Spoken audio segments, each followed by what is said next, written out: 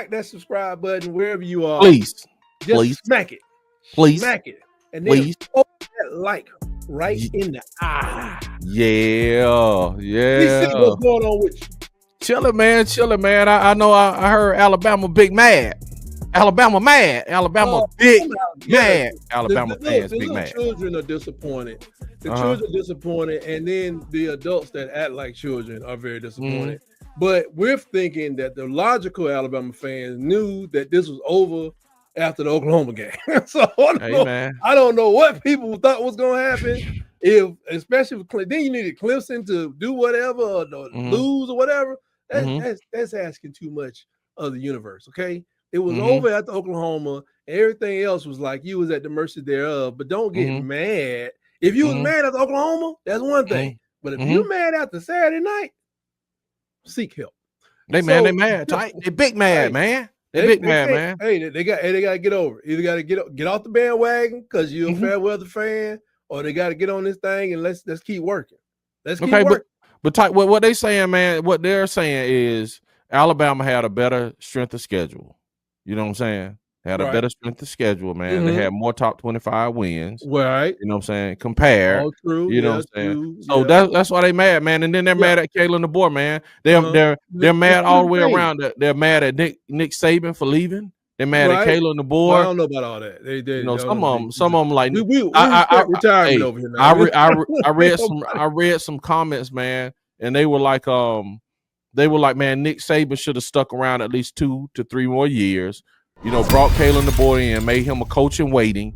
You know what I'm saying? And then just grew the program that way and handed it off to him that way instead of just leaving abruptly like that. That's a real comment, man. Wonderful revisionist historical look at how things should have played out. But I don't know too many 50-year-old men that's going to be no coach in waiting.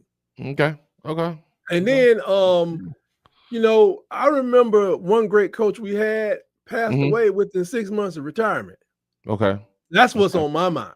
Okay. That's why I don't want to. I want this man to have, you know, some golden years to live golden. He doing his thing. Now, Kalen DeBoer, we talked about it. Remember we said, you know, what is it like when you standing on the sideline of the SEC game and you got to make crucial decisions? Yes. What is it like when you got to take somebody serious every week? Like, man, you know, I really do think he let his guard down and say, yeah, man, why don't you go and draw it up for Vanderbilt? Okay. like our athleticism, you know. Well, why don't you go ahead and, you know, Tennessee, hey, do something, let's really let's think our way through how we can use their athleticism against them. And let's out finesse them. You know, let's do that. Let's do that. But then when it gets down to the Oklahoma game, that's when it was just like you really don't get it, do you? Like any day in the SEC, these teams will take whatever they got. Sometimes it's a monkey wrench, sometimes a baseball bat, sometimes it's a trash can top, and they will hit you over and over and over again. I said it before, we had more respect for Oklahoma's passing game than they had for their passing game. Yeah, I know that's right. I know that's right. To get beat on the edge with your corners, that's one thing, but that's a real, you know, Jackson Arnold.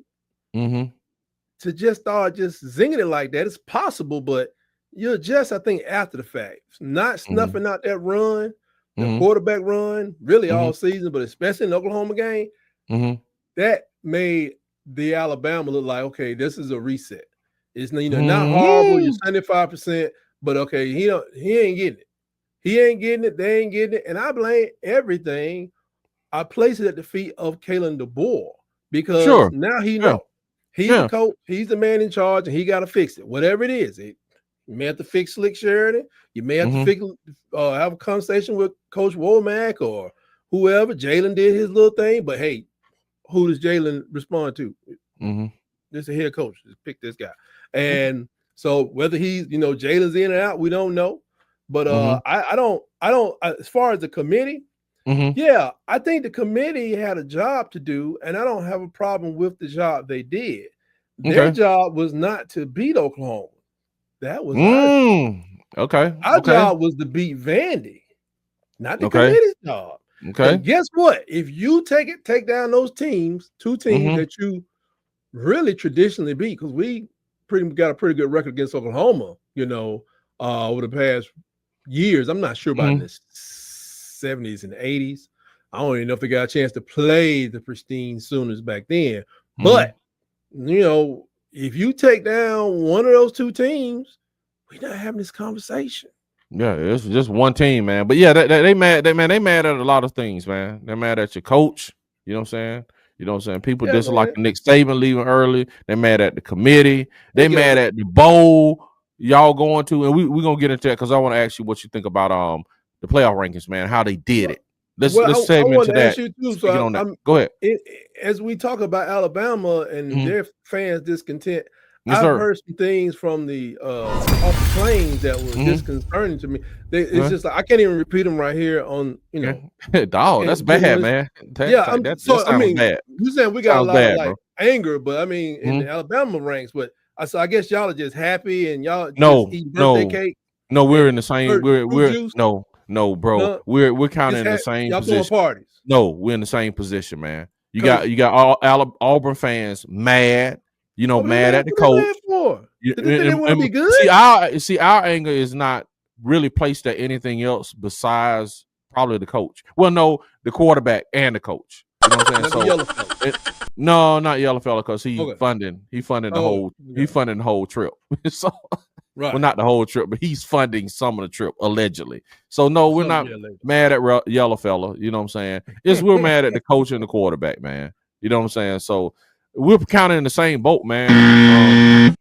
As far as fans' perspective, now it's on a different level because, dude, we're on a level, and we said this at the beginning of the season. We're on a level where we're trying to get to a bowl game. You guys are trying to get to a national championship. In reality, yeah, it's a sliding scale, but the disappointment I think is the same. You know what I'm saying?